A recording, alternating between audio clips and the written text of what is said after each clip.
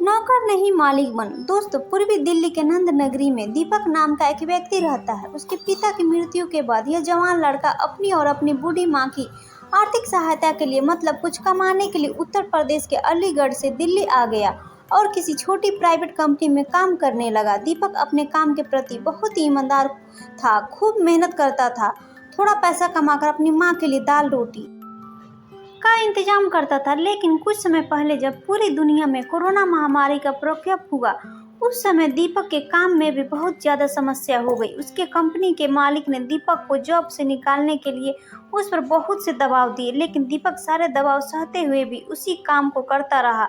मालिक ने देखा यह इसकी मजबूरी है, इसलिए उसे गाली बककर और अपशब्द कहकर भी बुलाने लगा, लेकिन दीपक तब भी चुपचाप काम करता रहा। दीपक अपने घर की माली हालत के कारण पढ़ाई लिखाई नहीं कर पाया, इसलिए वह सोचता था यदि वह यह काम छोड़ देगा तो उसे कौन नौकरी देगा। दीपक की हालत दिन पर दिन खराब हो रही थी।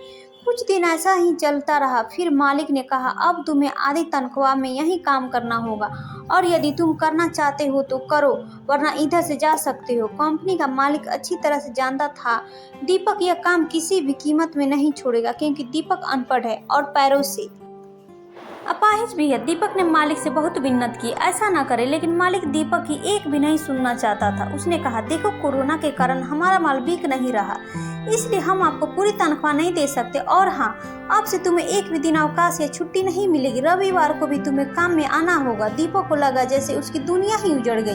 अब कैसे अपनी माँ का ध्यान रख पाऊंगा, कैसे मेरे घर का किराया दे पाऊंगा।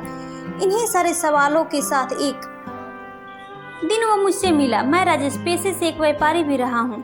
मैंने उससे कहा देखो दीपक, ये तो होना ही था। जिस कंपनी में तुम नौकरी कर रहे थे, तुम पूरी जिंदगी भी काम करते तो तुम कभी उस कंपनी के मालिक नहीं बन सकते, इसलिए तुम्हें निराश नहीं होना चाहिए। तुम आंख उठाकर देखो, बहुत से दरवाजे तुम्हारे लिए खुले हैं। उसने कहा भैया जी, मैं तो पढ़ा लिखा नहीं हूँ। तब मैंने कहा क्या तुम पैसे गिनना जानते हो? उसने मुस्कुराकर कहा हाँ भैया जी। मैंने कहा फिर तो तुम बहुत कुछ जानते हो। तुम अपना काम शुरू करो, तुम जो करना चाहते हो उस काम की छोटी शुरुआत करो। उसे कुछ समझ नहीं आ रहा था। हमारे बातें करते समय बाहर एक सब्जी वाले व्यक्ति ने आवाज लगाई, आलू ले लो, प्याज ले लो। मैंने कहा देखो, वो व्यक्ति आलू बेच रहा है, वह उस चलती फिरती दुकान का स्वयं मालिक है। उसे कोई गाली नहीं देता, उसे किसी की नौकरी नहीं करना पड़ता, जब चाहे तब उसकी छुट्टी कर लेता है। दीपक की आंखों में तो रोशनी आ गई। उसी दिन उसने एक तराजू खरीदा और दूसरे ही दिन बिल्कुल सुबह उठकर वह गाजीपुर सब्जी मंडी पहुंचा और आलू और प्याज थोक भाव से खरीदा और बेचने चल पड़ा। पहले ही घंटे में उसने सारा माल बेच दिया, क्योंकि उसने ज़्यादा महंगा न बेचकर थोड़ी ही पैसा कमाया। लेकिन अब उसकी झिझक और शर्म निकल चुकी थी, जो उसकी सबसे बड़ी कमाई थी। दोस्तों, आज दीपक विवाहित है। उसने एक अनाथ लड़की से विवाह किया ताकि किसी को सहारा मिल सके। केवल इतना ही नहीं, बल्कि वह 2 अनाथ बच्चों को भी पाल रहा है, जिसमें एक गूंगी और बहरी भी है। आज वो अपनी जिंदगी में बहुत खुश है। दीपक जो एक अनपढ़ और अपाहिज व्यक्ति इतना कर सकता है, तो कोई भी कर सकता है। दूसरों की कंपनी में बड़ा नौकर बनने से कहीं बेहतर है अपने छोटे काम का स्वयं मालिक बनना।